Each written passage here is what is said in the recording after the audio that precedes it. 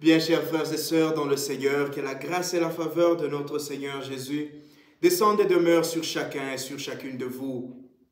Aujourd'hui, premier dimanche de ce temps de carême, je voudrais, avant de commencer mon homélie, continuer à dire merci. Merci à la grande famille, aime, sois patient, patiente. Merci pour votre présence, pour votre soutien. Merci pour le bien que vous continuez à faire à cette chaîne en aimant nos vidéos, en les partageant et en appelant d'autres personnes à s'abonner. Que le Seigneur vous le rende au centuple, que sa grâce et sa miséricorde descendent et demeurent sur vous et vous accompagnent pendant ce temps de carême. Ce premier dimanche est comme on dirait le dimanche de la mise en route, le dimanche où on étudie notre plan du cours, notre plan de carême. Ce dimanche est celui où le Seigneur nous appelle à venir dans le désert, à nous retirer pour nous asseoir et réaliser ce que nous voulons faire. Nous avons pris des résolutions, mais nous devons voir concrètement comment nous allons réaliser ce que nous nous sommes promis pendant ce temps de carême. Cette première semaine, c'est cette semaine-là. C'est comme dans le cours. La première semaine, lorsqu'on étudie, c'est cette semaine où on regarde le plan du cours. Qu'est-ce qui est faisable? Qu'est-ce que nous pouvons réaliser pendant ce cours ici? Qu'est-ce que nous ne pouvons pas réaliser? Quels sont les outils que nous avons? Les outils pédagogiques? Quelles sont les recherches, les livres et tout pour que nous sachions que nous entrons dans ce moment avec assurance, que nous entrons dans ce moment avec foi. Nous savons, lorsque nous nous préparons à certains événements, nous sommes obligés de nous asseoir et de nous dire qu'est-ce que nous avons? Qu'est-ce que j'ai concrètement? Qu'est-ce que je peux réaliser? Parce que vous savez que chaque mission a des objectifs particuliers. Chaque mission suppose des outils particuliers, des ingrédients particuliers. Un prêtre qui va dire une messe de funérailles a des ingrédients différents de lorsqu'il va dire ou il va bénir un mariage, lorsqu'il va oindre un malade. Les ingrédients sont différents. La mission que tu as te donne d'avoir des éléments différents pour accomplir ta mission. Un homme ou une femme qui veut se marier, qui vont à l'église, ils ne vont pas avec les mêmes accoutrements ou les mêmes habits que lorsqu'ils vont à la plage, que lorsqu'ils vont en vacances. Celui qui va à un entretien d'embauche ne s'habille pas, n'a pas les mêmes éléments que celui, par exemple, qui va à un match de football. La mission impose des outils correspondants. Et le carême, les résolutions que j'ai prises pour ce carême m'imposent des outils aussi pour réaliser mes résolutions. Et aujourd'hui, les lectures nous donnent des éléments. Aujourd'hui, les lectures nous appellent à cela, à nous asseoir cette semaine, à regarder au fond de nous-mêmes, à être dans cette attitude de prière, aller au désert, c'est-à-dire être dans cette attitude de recueillement et de prière intérieure, pour regarder devant Dieu, Seigneur, voilà les résolutions que j'ai prises. J'ai décidé d'être plus présent à ma famille. Comment est-ce que concrètement je fais cela? J'ai décidé de plus passer du temps avec mes enfants, avec ma femme, avec mes amis, avec mon mari. Comment est-ce que concrètement je réalise cela? J'ai décidé d'être plus actif comme prêtre, comme religieux auprès de ceux qui souffrent. J'ai décidé d'apporter de l'aide aux malades, de visiter les malades. Oui, quels sont les ingrédients? Comment est-ce que tu fais cela concrètement? Quels sont les jours que tu te donnes? Quelles sont les heures? Quels sont les hôpitaux que tu vises? Ou les personnes particulières que tu vas aller visiter? Ces éléments-là. Et il y a deux grands points que je vais aujourd'hui partager avec vous. Le premier point nous vient de la première lecture. Et nous savons, le dimanche passé, ou le mercredi passé, le mercredi des cendres, dans les lectures que nous proposait l'Église, c'était l'Évangile nous racontait ou nous rappelait les paroles de Jésus, les conseils de Jésus lorsque nous jeûnons, lorsque nous faisons l'aumône. Et Jésus avait bien classifié. Il avait commencé par l'aumône, lorsque tu fais l'aumône. Et la première lecture d'aujourd'hui revient sur cela. Cette mise en route, la première lecture nous donne les outils pour ce premier élément, l'aumône. Le sens de l'aumône. Pourquoi nous faisons l'aumône? Comment nous faisons l'aumône? Voilà la première chose que je vais partager avec vous. La première lecture nous rappelle que lorsque tu vas offrir ton sacrifice, lorsque tu le déposes devant le prêtre, voilà la prière que tu diras pour que ce sacrifice soit enfin agréable aux yeux du Seigneur. On vient donner ce sacrifice en se rappelant que mes pères étaient des errants. Ils sont venus du désert, ils sont arrivés, ils se sont organisés. Ils se sont mis entre les mains du Seigneur et le Seigneur les a bénis. Et donc je viens rendre au Seigneur grâce pour ce cheminement-là. Je viens rendre au Seigneur louange parce qu'il a guidé mes pères.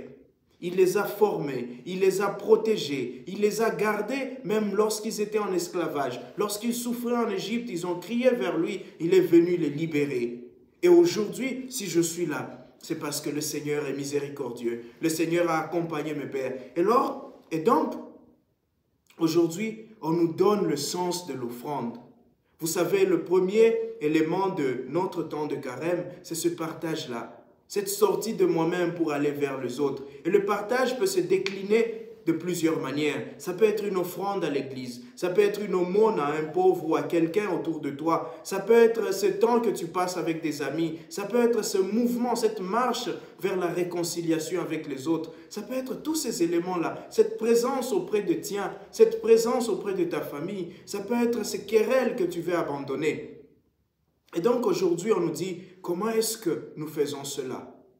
Lorsque nous faisons cela, dans quelle attitude nous sommes? Nous sommes dans une attitude d'action de grâce. Lorsque tu vas donner ton offrande à l'église pendant ce temps de carême, lorsque tu vas te réconcilier avec un frère, lorsque tu vas partager ta vie avec d'autres, rappelle-toi que tu le fais en action de grâce, que tu le fais en regardant en arrière, en voyant, en te disant, mais qui suis-je Seigneur? Qui suis-je pour mériter toutes ces grâces? Qui suis-je pour mériter ta bienveillance? Pour mériter tout ton amour, tout l'amour que tu me donnes. Regarde les événements par lesquels je suis passé. Je suis passé par beaucoup d'épreuves, mais Seigneur, tu ne m'as jamais abandonné. Toutes les fois que je t'ai appelé, toutes les fois que j'ai crié vers toi, Seigneur, tu as été là. Et aujourd'hui, je viens te rendre grâce. Aujourd'hui, je viens te donner le fruit de ce que toi-même tu m'as donné. Je viens rendre grâce pour que ce fruit, d'autres en bénéficient, pour que les merveilles que tu as fait pour moi, d'autres aussi en profitent. Vous savez, la grâce ou le don de la réconciliation que j'ai reçu du Seigneur, je viens le donner. Je le donne en action de grâce pour que d'autres aussi en jouissent. Le don du sourire, le don de la belle parole, le don de bons conseils que j'ai reçus du Seigneur.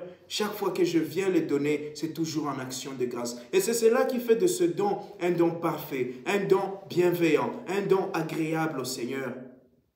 Et spécifiquement aujourd'hui, les lectures parlent de l'offrande de biens matériels, le bien que j'ai reçu de la terre, l'argent que je peux avoir, les vêtements que je peux avoir, tous ces biens matériels que je peux avoir lorsque je viens offrir. Ne regarde pas, ne te focalise pas sur celui qui est devant toi, sur ce prêtre ou cette sœur ou ce pasteur qui est là. Focalise-toi sur cette action de grâce que tu viens. Tu viens donner au Seigneur parce que le Seigneur a réalisé des merveilles dans ta vie, parce que le Seigneur a fait du bien pour toi et tu veux célébrer ce bien du Seigneur. Tu veux partager cette joie que le Seigneur t'a donnée avec d'autres personnes. Le deuxième élément que je voudrais partager avec vous aujourd'hui, c'est ce que Jésus nous rappelle, ce que les Écritures nous rappellent dans l'évangile d'aujourd'hui. Nous commençons un cheminement. Et ce cheminement-là, comme j'ai dit, nous appelle à avoir des outils, à nous asseoir au désert pour trouver les outils nécessaires. Et ces outils vont nous servir pourquoi? Ces outils vont nous servir pour les types de tentations que nous aurons. Aujourd'hui, quand on parle de la tentation de Jésus dans le désert, c'est pour nous rappeler les types de tentations que nous aurons pendant ce cheminement. Nous serons tentés, nous serons éprouvés. Le malin ne va pas nous lâcher dans notre corps, dans notre chair, dans notre esprit et dans notre cœur. La première tentation de Jésus, c'est cette tentation basique sur ce qui est physique, sur ce qui est matériel, sur ce que nous avons chaque jour. J'ai pris la résolution, par exemple, de me dire, je m'éloigne un peu des médias, des réseaux sociaux. Je passe peu de temps sur mon téléphone et plus de temps avec ma famille. Je passe peu de temps sur les ordinateurs et plus de temps avec les amis à partager nos vies et à partager ce que j'ai de meilleur. Tu peux te dire, je passe moins de temps à boire pour être plus présent dans mon travail, pour réaliser les projets que j'ai depuis. Je passe moins de temps dans les distractions pour me focaliser, pour me construire. Ces résolutions-là que nous prenons, nous savons que Satan va venir nous tenter sur ces résolutions. Tous ces biens physiques-là, tous ces matériels que je vais laisser, ces plein d'habits que j'ai, et je me suis dit que cette fois-ci, je vais donner. Je vais céder. Ces paires de chaussures dont je ne m'en sers plus, ces montres que je ne porte plus, je voudrais les donner. Cet argent que j'accumule, je voudrais partager. Mais c'est là que le diable va venir. C'est sur ces besoins physiques qu'il va venir nous tenter. Il va venir nous apprendre que c'est ton argent. Garde-le, ils n'ont pas travaillé pour cet argent. Ce sont tes vêtements. Ces gens ont déjà fait quoi pour toi? Et les outils, alors l'outil que nous avons, ou l'outil que le Seigneur nous appelle à opposer à cela, c'est de nous rappeler que l'homme ne vit pas seulement du pain, mais de toute parole venant de la bouche du Seigneur. De nous attacher à sa parole pour nous détacher de biens matériels. Nous serons tentés dans notre chair, nous serons tentés dans notre corps, nous serons tentés par les biens matériels. La deuxième tentation, c'est que nous serons tentés dans notre esprit. Et l'esprit ici, je vois l'intellect. Je vois la personne humaine comme cette personne avide de réalisation, cette personne qui veut le pouvoir, cette personne qui veut la renommée, cette personne qui veut l'autorité. Nous savons que nous serons tentés sur ce point-là. J'ai décidé d'être humble, j'ai décidé d'être moins orgueilleux, j'ai décidé de savoir parler, de prendre le temps de dialoguer. J'ai décidé de ne pas toujours me laisser conduire par mes émotions. J'ai décidé, toutes ces choses-là, qui vont dans le sens de l'intellect. J'ai décidé d'être plus présent intellectuellement, de travailler davantage en classe. Et Satan va venir nous tenter sur cela. Satan va venir, comme il a dit à Jésus, « Regarde tout ce royaume, je te le donne. Tu vas être roi, tu vas être prince. » Mais Jésus nous donne encore un élément. Jésus nous donne encore l'outil pour dire à Satan, « Non. Non, je n'entre pas dans ce jeu. Non, je ne te suis pas sur ce terrain. Tout ce qu'il y a ici, c'est Dieu qui est le donateur. Dieu est le Dieu de toutes choses. C'est lui le créateur. Et donc, ce n'est pas à toi, Satan, de me donner le pouvoir. Ce n'est pas à toi, Satan, de me donner l'autorité. Ce n'est pas à toi, Satan, de m'élever. C'est Dieu qui va m'élever. » Voilà la contrepartie. Voilà notre réponse à Satan. Et lorsque nous serons tentés par le péché de l'orgueil, lorsque nous serons tentés par le péché de la vanité, par le péché de l'intellectualisme, par toutes ces sortes de péchés qui sont plutôt dans l'esprit, rappelons-nous que Dieu est le Dieu de toutes choses, celui qui donne tout pouvoir, celui qui donne. Et lorsque nous serons tentés, demandons la grâce de l'humilité, demandons la grâce de nous abaisser, de nous laisser élever par le Seigneur. La troisième tentation, elle sera spirituelle. Qu'est-ce que nous allons adorer? Et Satan veut que Jésus l'adore. Satan veut que Jésus se prosterne devant lui. Et Jésus lui rappelle que non, seul Dieu tu adoreras. Voilà une autre forme de tentation à laquelle nous serons. Cette tentation de ne pas aller à la messe. Cette tentation de fuir la confession. Cette tentation d'être fatigué la nuit alors que je me suis dit je veux prier plus. Je vais être plus présent à l'Eucharistie. Je vais être plus présent à l'adoration. Mais nous serons tentés par-ci et par-là pour nous dire non, non, non, non.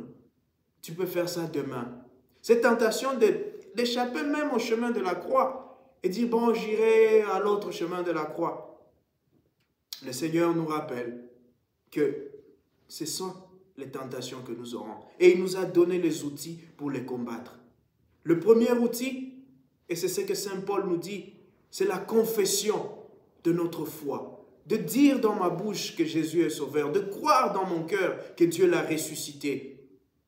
dire de ma bouche, confesser que Seigneur est Dieu, parler, lire la parole de Dieu, la lire à haute voix, chanter les louanges du Seigneur, partager la parole avec les autres. Voilà la première arme qui fait fuir le Satan. Parce que lui-même, il connaît les Écritures, mais lorsque nous les lisons avec la grâce de l'Esprit Saint, il ne peut pas nous tordre.